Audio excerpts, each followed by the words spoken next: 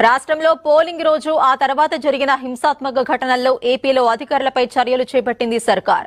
ఎన్నికల సంఘం సస్పెండ్ చేసిన అనంతపురం, పల్నాడు ఎస్పీలు అమిత్ బర్దర్, బిందు మాధవ్, బదిలీ వేటుకు గురైన తిరుపతి ఎస్పీ కృష్ణకాంత్ పటేల్ పై రాష్ట్ర ప్రభుత్వం క్రమశిక్షణ చర్యలకు దిగింది.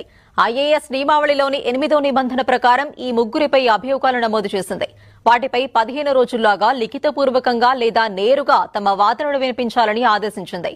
నమోదు చేసిన అభియోగాలకే వాదనలు పరిమితం కావాలని తెలిపింది.